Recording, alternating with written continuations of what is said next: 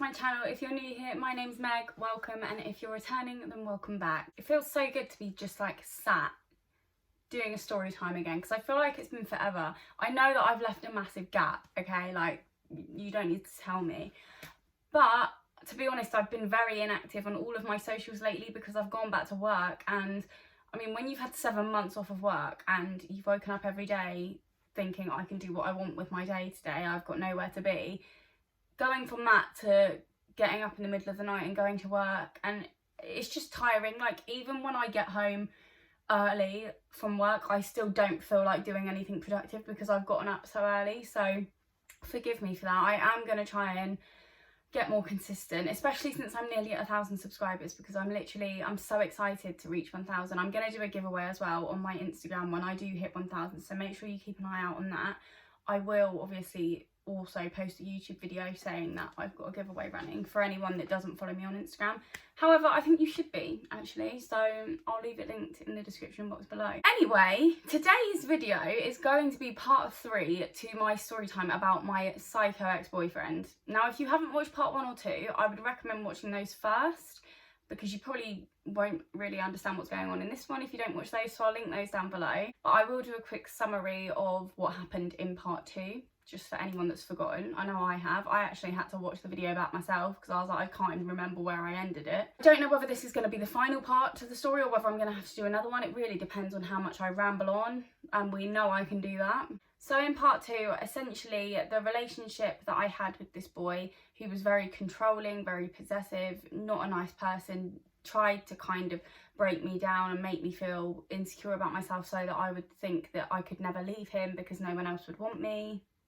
You know the drill. I ended up breaking up with him, and it was a relief for me, but the relationship didn't end there. I mean, the relationship ended, but the, I guess, torment didn't end there. So I've broken up with this boy, and at the time I worked in a hair salon, so I used to have Sundays and Mondays off. And I had arranged to go shopping with my friend on the Monday to try and take my mind off of it, because even though I wanted the relationship to end and I was relieved, it's still always difficult when you break up with someone, especially when they're upset, even though I knew that he was just doing it to be manipulative. And anyway, I'd arranged to go shopping with my friend, and at this point I couldn't drive, so I was getting the bus. So I'm getting ready upstairs, and I come down, get ready to leave the house, and I open my front door and he sat on my doorstep.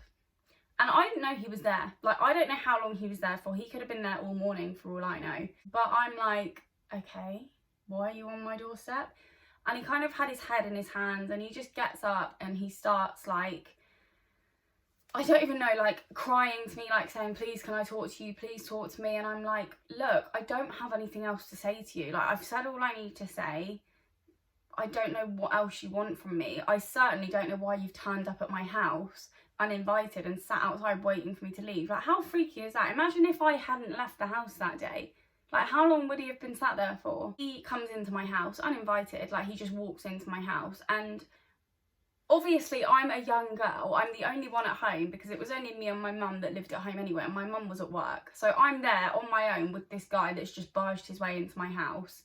I don't know what's going to happen at this point. I mean, I know that he's never been violent to me before, but I don't know what people do when they're pushed to their limits, you know? So I'm kind of on edge a little bit. I'm nervous, and I'm kind of trying to talk to him calmly because I don't want him to kick off. But all I could say to him was, look, Rick, I don't know what you need me to say. I've told you the reasons why we've broken up. And he was basically just giving it the whole, like, please just let me have one more chance. I'll change, blah, blah, blah. We all know they don't change, don't we? Let's be honest. The thing was that I had given him other chances. Like, there had been so many occasions in our relationship where I'd said to him that I wanted to break up because of those reasons, and he'd said that he could change, and I'd stayed with him because he'd said that, and he hadn't changed. And I knew that he wasn't going to change. Like, it just wasn't going to happen. I wasn't falling for it. And also, I just really, at this point, didn't even want the relationship to have another chance. I was happy to be single. I was happy to not be with him anymore. I didn't want another chance at the relationship. It didn't matter how much I explained that to him, he just wasn't accepting it. And I kept telling him to leave, because also I was meant to be going to meet my friend, and at this point I'd missed my bus because he was there talking to me and not leaving my house. I'm trying to get him to leave. Like, I'm saying, get out of my house. I'm not even being polite at this point. I'm literally saying, you've turned up at my house uninvited. You've come in uninvited. Now please get out. I need to leave. I'm going out with my friends today. Just get out of my house. Wouldn't leave. And in the end, I got so frustrated. I started crying because I'm like, I don't know what to do. Like, what can I actually do? So I rang my brother and I told him what happened, and my brother basically said, pass the phone to him and I'll speak to him. I still to this day don't know what my brother said to him, but whatever he said made him leave the house, so I'm grateful for that. He gets out of my house and I shut the door and lock it, and I'm like, good, he's gone, he's left, I can go out. However, because I'd been crying and because I'd missed my original bus, I now had a little bit of time to kill before I had to go and get the next bus. So I've messaged my friend and been like, look, I can't meet you at this time because I'll tell you later. Basically, I'll explain it later. So I went upstairs and kind of, I guess, retouched my makeup because I'd been crying and I was very frustrated. And I guess I just like sat and calmed myself down and got ready to leave again. Anyway, I opened my front door and he's still sat on the doorstep. But this time he doesn't come in the house. He falls back as if he's passed out. And I know people are going to think, God, what a bitch, like thinking he'd lie about passing out. You don't know this guy, okay? You do not know this guy. He lays in my doorway and starts saying he can't breathe. And, you know, in any ordinary situation, if someone was telling me they couldn't breathe, I would believe it and I would help them. I've been in a relationship with this boy for nearly a year. I knew what his manipulation tactics were. I knew that it was complete crap. Why would you not be able to breathe all of a sudden? Like, I know things come on quickly and suddenly, but what? There is absolutely no way. He was just trying to get me to not leave. Like, that's what he was doing. And it was so embarrassing. Have you ever seen it, right, where you see a mum in a supermarket and she's got a toddler and their toddler starts having a tantrum on the floor in the supermarket because they can't have a chocolate bar or something, and everyone's looking at them and the mum's like, I'm so sorry, and they're trying to pick their child up off the floor? That's exactly what it felt like. The postman walked past and he was just staring at this guy laying in my doorway. I literally had to look this postman dead in the eye and be like, don't worry, it's nothing serious. He's just being a child, to be honest. Just so embarrassing. Like, my neighbours were looking and people that were walking by were looking, and I was like, oh, for God's sake, like, I can't do it. I'm not a mum. I don't have a 2-year-old child. Please stop acting like one. Anyway, I was very unsympathetic to his breathing difficulties, naturally. So in the end, I was just brutal, and I was like, I just shut the door on him. Like, he was laying in my doorway, but I forced the door shut, which forced him out of the doorway, if that makes sense. And then I stormed off up the road to get to my bus stop. And miraculously, his difficulty in breathing cleared up because he managed to get up and follow me. So, you know, thank God, because we were all so worried. I'm walking up the road. I walk past his moped because that's what he drove. And I'm like, I know he's following me because I can just feel his presence behind me. And I've looked behind me and I've seen him. And I'm thinking, I really, really hope that he's just following me until he gets to his moped, and then he's going to get on it and fuck off because I can't deal with this shit. No, he carried on walking. He followed me all the way to the bus stop. And I'm like, are you actually okay? Like, you're about to get on a bus to an area that you don't want to go to when your moped is here, your transportation is here, just so that you can follow me. Honestly, I wish I could remember in more detail how I felt in this scenario, because I must have felt so vulnerable. I blocked out a lot of what happened, to be honest, because it was so traumatic, this breakup. Like, I've never had a breakup like it. But I remember just standing there thinking, I don't know how I even get away from this. Like, I've got to get on this bus. There's no possible way that I can, even if I went to a different bus stop, he would follow me. There was no way I could get away from him.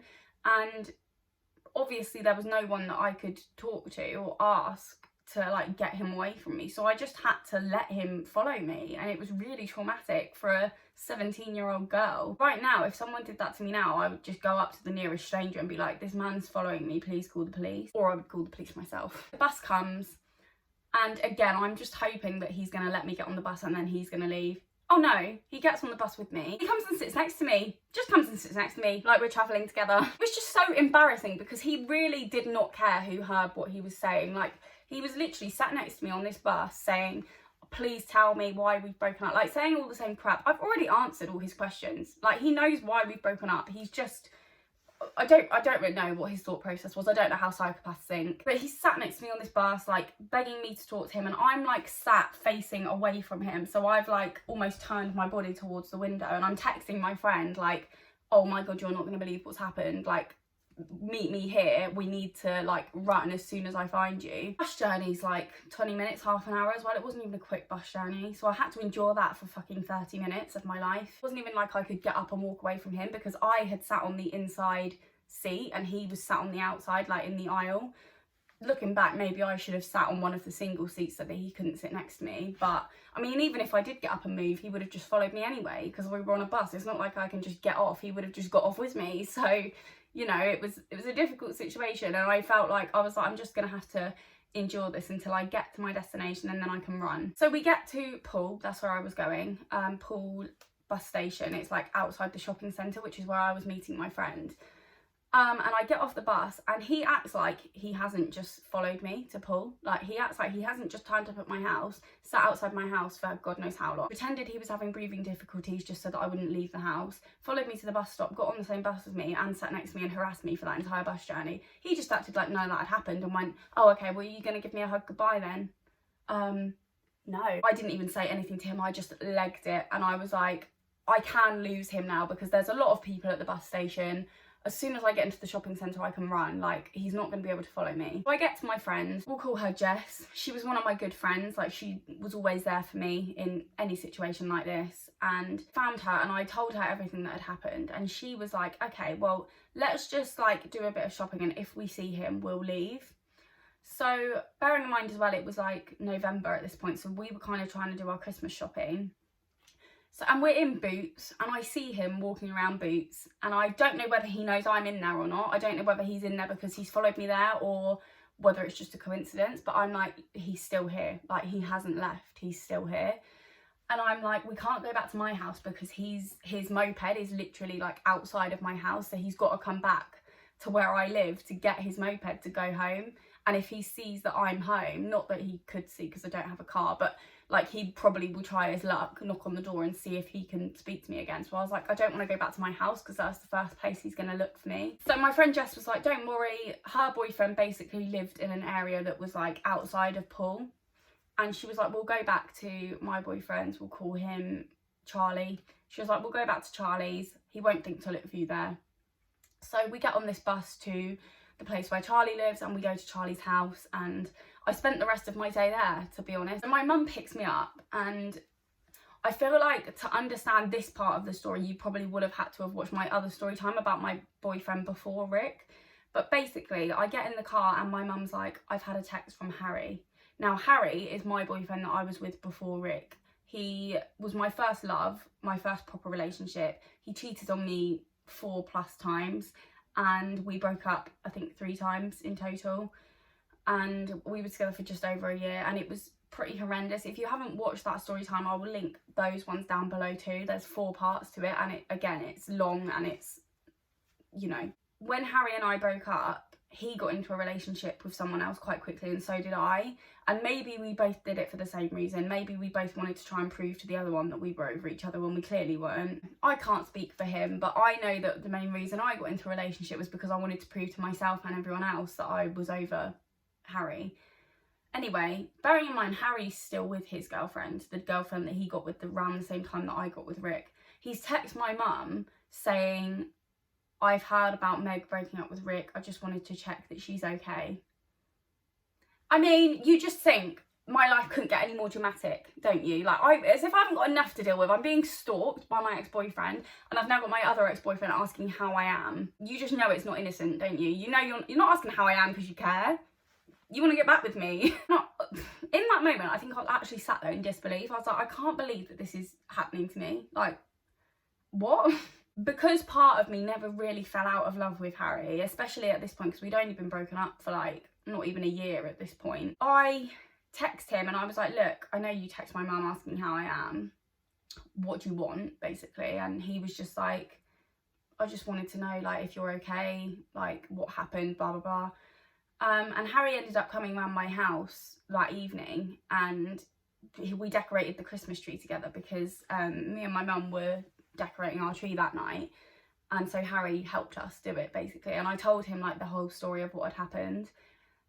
And I mean, nothing happened with me and Harry. It was innocent. I mean, it wasn't. He shouldn't have been at my house because he had a girlfriend, and I'm pretty sure his girlfriend didn't know about it. But yeah, nothing happened. It wasn't like that. I didn't invite him over to get with him. It was just like, it was easier to tell him the whole story in person. And I mean, I think it was probably his idea to come over. I doubt I suggested that. As I said, at this point, I worked at a hair salon, and obviously the next day I have work. So I go into work and I've told all of the girls at work about it, because obviously I haven't been to work since the breakups happened and since the whole stalkings happened. So I'm filling them all in about my breakup and my now stalker. And Rick starts friend requesting all of the girls that I work with and messaging them asking like to talk to me, because obviously I've blocked his number, like he can't contact me. He was just like, I can't remember what he said, but he was asking about me, and he turned up at my work, and one of the girls that I work with had to go outside and tell him to leave. I'm at work, like, you shouldn't be stalking me regardless, but what exactly do you think you're going to achieve when I'm literally at work? I got a text from him one day when I was at work saying, because basically me and my mum used to be at work like from the same amount of time, really, from 9 till 5 every day. Sometimes I was even later than that. And obviously our dog was at home on her own, but my neighbour used to come and walk her for us, because he quite often would work from home, or he would come home like in his lunch break or something. So we used to basically leave our patio door open so that my neighbour could get in and out, and also we used to leave it open for her so that she could go out in the garden when she needed to and all that. I didn't really consider this, and also I'm not going to punish my dog because I've got a stalker ex-boyfriend. I'm not going to start shutting her in the house.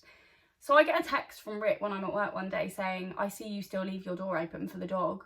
So he's turned up at my house when he knows I'm not there and he knows my mum's not there. What are you doing in my house? Why are you in my house? Like, what are you doing? It was getting to the point where it was quite scary, because I was like, what is he actually like?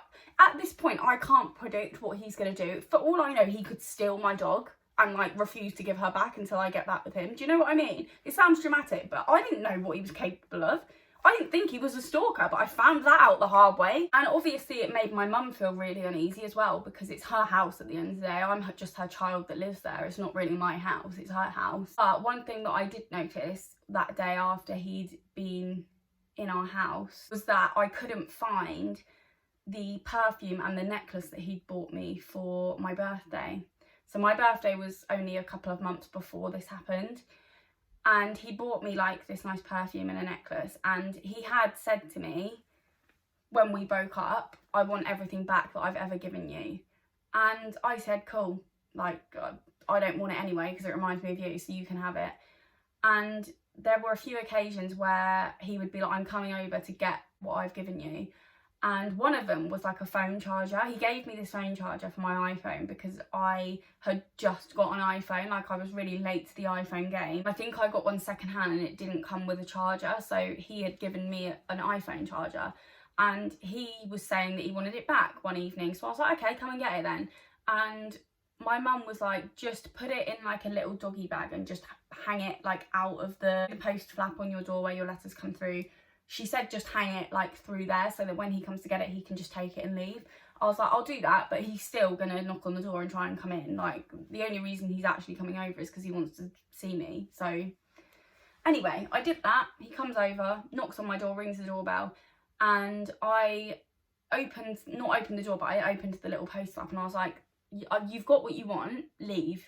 Like, you don't need to come in and get it because I've just posted it through the door for you, so just leave. Again, he used to refuse to leave. Like, he would literally stay outside my house for hours. At one point, we had one of our neighbours knock on our front door and tell us that there was a guy laying in the road outside our house. I'd be like, oh yeah, don't worry, that's just my stalker ex-boyfriend. And the thing is, like, it sounds brutal the way I handled it, but I knew that he wasn't gonna let himself get run over. He was just doing it for attention. Like, he wasn't trying to kill himself. He wasn't hoping that a car would come along and run him over. He was doing it for attention because I wouldn't answer the door to him and I wouldn't let him in my house, and neither would my mum. So I was just like, just leave him there. He'll get up when a car comes, trust me. Like, he's doing it for attention. You're giving it to him.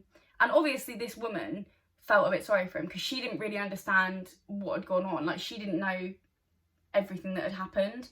I feel like if she knew what had happened, she probably wouldn't have been as sympathetic, but because she was a complete outsider, she was just like a bit concerned. I was like, look, you can sit and watch him all night if you want, but I don't care. It was just very odd, like the things he was doing, and it went on for weeks. Like, he would message me and be like, I need to come and get this off you, I need to come and get that off you, and I would sometimes think, like, why don't you just come and get it all in one go? Like, you're just doing this on purpose because you want to keep coming back to my house. And my neighbour would tell me, like, I would wake up in the morning and my neighbour would be like, he was sat outside the house watching last night. And how fucking creepy is that? Like, I'm sorry, if it was anyone else, if there was some random guy that I didn't know standing outside my house watching my house, I'd call the police. Why are you so... I was like, what are you hoping is going to happen? Do you think I'm going to open the door and run into your arms and kiss you? Like, it was freaking me out, because I was like, I don't actually know what's going on in this guy's head. Like, what is he doing sitting outside my house in the middle of the night? What is he doing? Whenever I would go out, like on the weekend, like there was this one occasion where I went out with my mum, my mum's friend and her daughter. We went to a place called Poole Park in Dorset to see the reindeers and just have some lunch, because it was around Christmas time at this point. And he called me 50 times. Like, I had about, probably not exactly 50, maybe like 48 or 49 missed calls from him. We're not together. Like, we've been broken up for a couple of weeks at this point, but he just constantly rings me. And I know what you're thinking, why didn't you just block his number? And believe me, I did keep blocking him, but I kept having to unblock him to tell him to leave me the fuck alone. So I guess I just kept like unblocking and blocking, and in between those moments of being unblocked, he would take advantage of it and call me for 48 times when I'm out with my mum. I'm not answering the phone to him anyway. Like, whether I'm busy or whether I'm free as a bird, I'm not answering the phone to him. So I don't know why he felt the need to call me 48 times, but he would basically go and meet up with girls that he had a history with. And I would get messages from these girls saying, look, I've just met up with Rick, but all he could talk about was you. He really wants you back. And I would then have a go at the girl and be like, why are you getting involved? Like, you don't understand what's gone on. All you know is his side of the story. And there was this one girl that was like, well, actually, I didn't want to get involved, but he told me to message you. So he was actually meeting up with girls to tell them to message me and be like, Rick can't stop thinking about you. And then when I said to him, I would be like, oh, so-and-so's messaged me. He'd be like, oh, really? What did she say?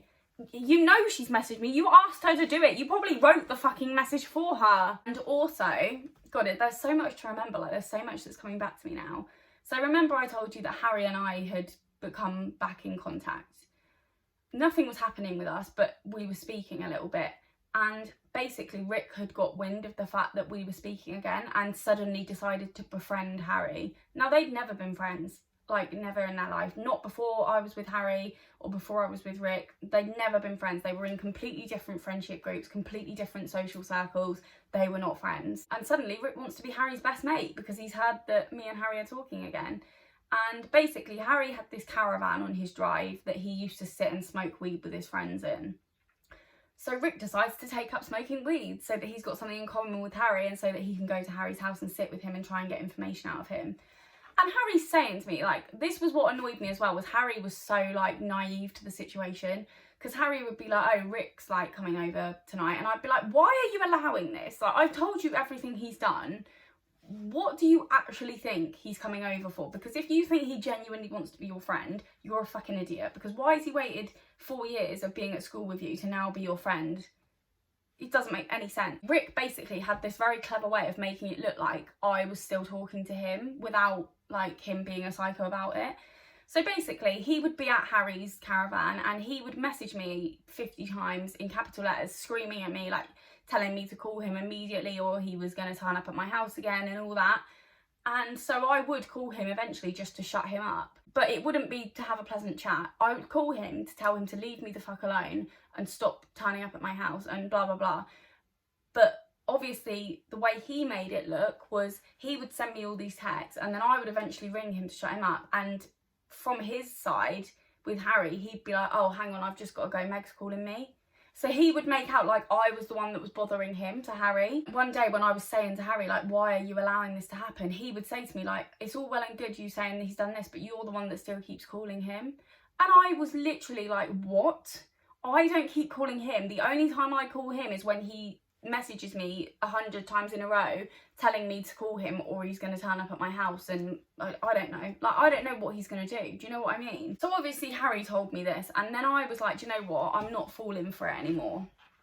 So I blocked his number, and I was like, I'm not going to unblock him now. Like, even if he continues to do stuff, I'm still not going to unblock his number just to tell him to leave me alone. At this point as well, my mum had already spoken to his parents and said, if you don't control your son, I'm going to call the police and have him arrested. And at the time, Rick's dad thought my mum was being a bit harsh and a bit dramatic, but his parents had no idea what he was doing. Like, they had no idea of the extent of what he was doing to me. He just did little things as well. Like, he told me that he bought me a load of Christmas presents. So basically, I had written a list of things I wanted for Christmas, and they were things that I wasn't expecting to get, but just things that I wanted, like Ugg boots, GHD, hair straighteners, and basically like a long list. And Rick basically told me that he'd bought me everything on the list, and it was complete crap, because when I spoke to his mum, she was like, no, he hasn't bought you anything. So he was just saying it to try and make me feel bad, to make me get back with him. There was also a night where he told me that he got rushed into hospital and was fighting for his life. Because I don't know why, like, I can't remember what excuse he gave as to why he got rushed into hospital, but when I asked his mum about it, he was like, no, he just went out and got drugged up, like, he did a load of drugs and wasn't very well because of it, but he was not in hospital fighting for his life. Like, imagine actually lying about that. Imagine actually saying to someone that you've been in hospital fighting for your life.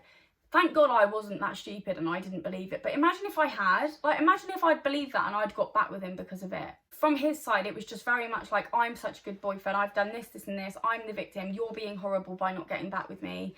It was a classic manipulation, a gaslighting situation. And it was working because people around him were believing it too. All I wanted at this point in my life was Rick to just leave me alone, never speak to me again. I wasn't enjoying it. Like, it was horrible. It was scary. I was asleep at night and I'd be thinking, is he sat outside my house? And I would get up out of bed and I would go and look out of my bedroom window to see if he was sat out there. That's not normal for a 17-year-old girl to be experiencing that, when all I've done is broken up with the guy because of how psychotic he is and how much he controls me. Yes, I broke up with him, but that doesn't give him an excuse to act like that, especially because I gave him reasons. It's not like I just broke up with him and didn't tell him why or didn't give him any explanation. I told him why I didn't want to be with him. I couldn't have done much more. Like, I don't know what else I could have done in that situation. And the thing is, was his mum and his nan were all so, like, naive to it. They were like, oh, he just wants closure. He just wants to have a proper conversation with you. And I'd be like, do you not fucking understand how many conversations I've had with this boy and it doesn't go in? I say the same thing to him every time I speak to him and he doesn't listen. It's not that I haven't told him, it's that he doesn't want to hear it and he ignores it. His mum even tried to say that it was 6 to 6 with us, which basically means that I was as bad as him. I went, sorry, have I turned up at your house and sat outside all night? Have I followed him to a bus and got on it with him and refused to let him leave the bus? Have I gone into your house when you're not there and stolen stuff that I gave him when we were in our relationship? No. I don't think it is 6 to 6, is it? Poor woman, she has no idea what kind of psycho her son is. I hope she knows now. I mean, who knows? It's been 10 years. And I know it's this whole thing of, it's his mum, you know, mums never want to believe that their kids are like that. I'm not asking you to take my word for it, love. I'm asking you to use your fucking eyes and see, because it ain't hard. Like, everyone else can see it. Why can't you? Now we get to the final straw for me. So after weeks of this constant turning up at my house, coming in my house uninvited, texting me, texting all my friends, befriending my ex-boyfriend to try and get information, sitting outside my house in the middle of the night and trying to come in my house when there's no reason for him to.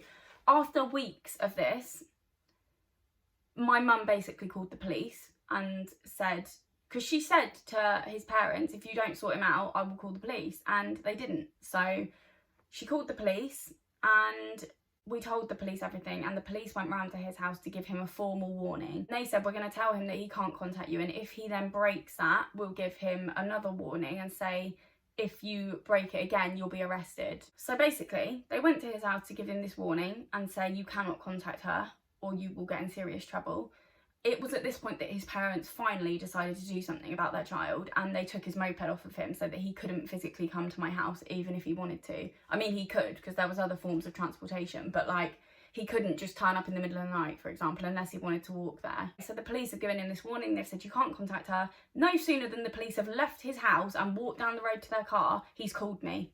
And the thing is he'd got ways around calling me now, because I'd blocked his number, so he would call me off of like other people's numbers, and I would answer it because I didn't know if it was him or not. And he would also always call my house phone as well, which I don't know if you can block numbers on your house phone, but he knew that I hadn't blocked him from my house phone, so he would always call that, and he would always call me off of like his mum's phone or things like that. Why is his mum allowing him? I mean, maybe he stole his mum's phone and she didn't know about it, but why is his mum allowing him to use her phone to call me when he's just been given a warning from the police that if he contacts me he'll get in serious trouble? In about 5 seconds of the police leaving his house saying he can't contact me, he rings me and he's like, why have you called the police on me? And I'm like, do you really not know the answer to that? I didn't say that, I just hung up. As soon as I heard it was his voice, I hung up the phone, called the police again and said, he's just contacted me as soon as you've left the house. Imagine the police saying to you, you can't contact this girl because you've been stalking her for weeks, and if you do we're going to fine you. And he goes, oh okay then. They leave and he contacts that exact girl to ask her why she called the police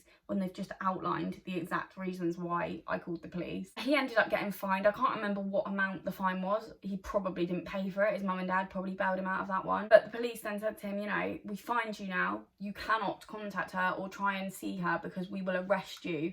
Like, they were very clear about what would happen. So I can't remember what day of the week this happened. I'm pretty sure it was like a school night, like a work night. So I'm thinking it's finally over. He's not going to risk getting arrested. He's a 17-year-old boy. He's got his whole life ahead of him. He's not going to risk getting a criminal record. I don't know what the process is if you stalk someone, but I was like, he's not going to risk it. Surely not. Anyway, there was this one Monday.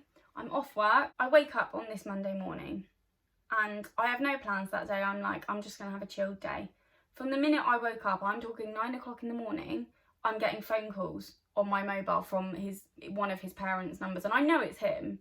At this point, I know it's him, so I'm not answering that. So then my house phone's ringing, and it was going on constantly. And I rang my mum, and I was like, what can I actually do? Like, I'm going to turn my phone off, my mobile off. What can I do about the house phone? And she was like, just unplug it. So I unplugged our house phone, and I turned my phone off so that he couldn't call me anymore. Maybe I put it on Do Not Disturb or something, but either way, I could still see that he was calling me, and I kid you not, he was calling me like every few minutes for hours, like hours and hours on end, all day, from like 9 o'clock in the morning until about 2 o'clock in the afternoon.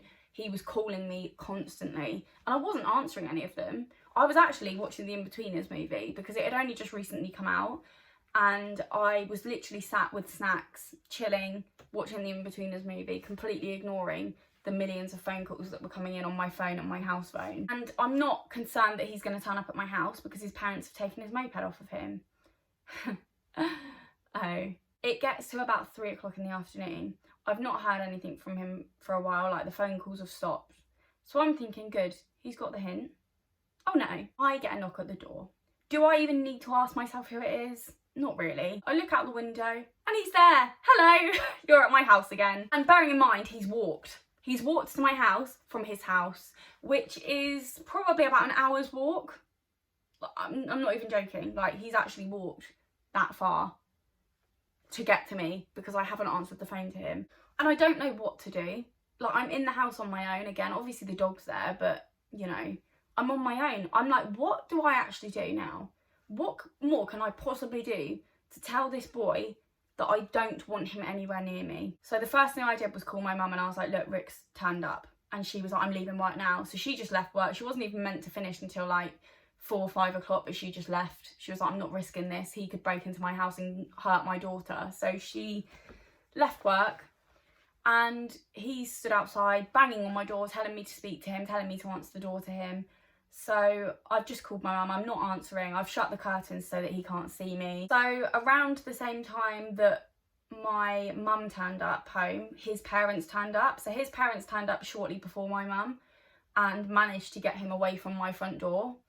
And then my mum turned up, and then about 5 minutes after that, the police turned up and he got arrested and got given a restraining order. And his dad came in and spoke to my mum and said, do you know what? I know I thought you were being harsh by calling the police, but I'm glad you did. Actually, my mum was very smug about it, which rightfully so, because I was smug about it too, because he honestly, like, he didn't believe a word we were saying about what Rick was doing.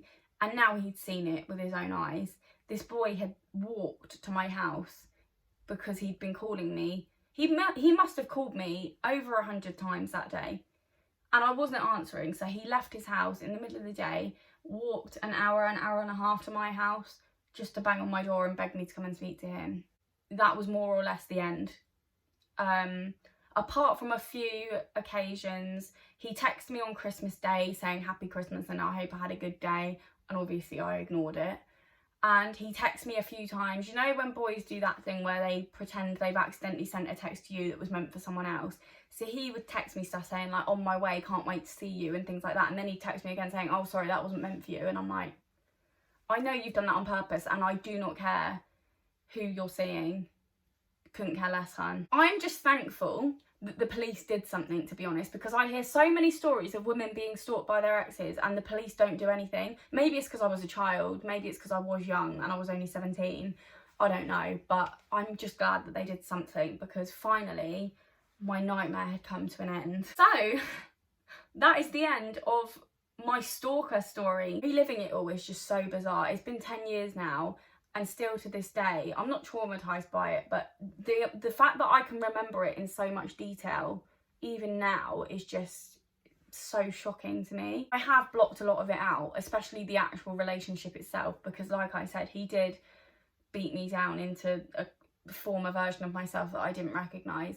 And thankfully, after he was arrested, I more or less didn't hear from him again, didn't really see him again. I saw him at a house party a couple of times, but nothing came of it. And I have no idea what he's doing with his life now. I hope that he's learnt a lesson from what happened with us, and I hope that he's become a decent person now and learnt that just because you don't want to break up with someone doesn't give you the right to stalk them and just terrify them in that way. I hope that you've all enjoyed this story, and if anyone has been through something similar to this and wants to talk to somebody, please do feel free to reach out to me. My DMs on Instagram are always open, and I always leave my link to my Instagram account in the description box. It's not okay. Like, it's not okay for us to be treated like this in relationships, and it's definitely not okay for them to treat us like this afterwards.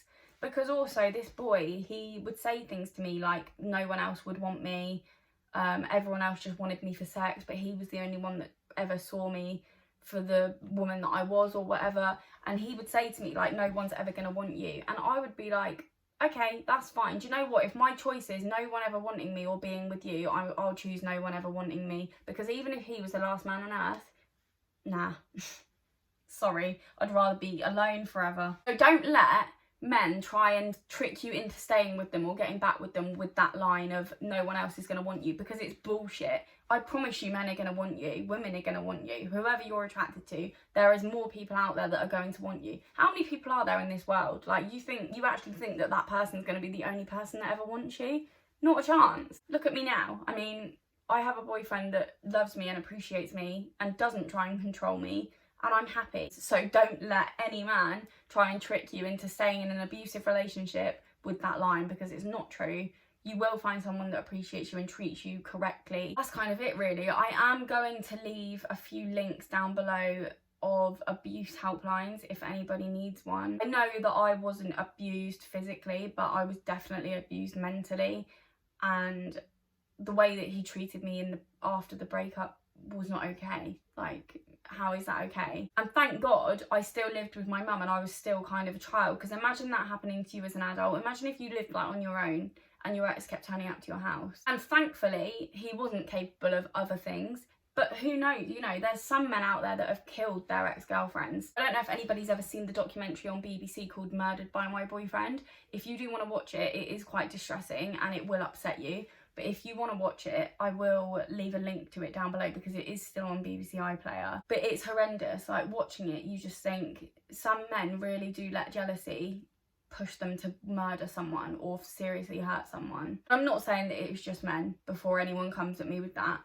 But the point I'm trying to make here is, don't let a man control you. Don't let them gaslight you into thinking that you're the problem and that no one else is going to want you, because I promise you, you will find someone so much better. Like, I'm living proof of that. I hope everybody enjoyed this story time. Thank you all so much for watching, and thank you for your continued support, especially during my story times, because I do realise that I am literally sitting here like telling you about my life, and unfortunately it does attract some negative comments, which I expect, because people are going to have opinions at the end of the day.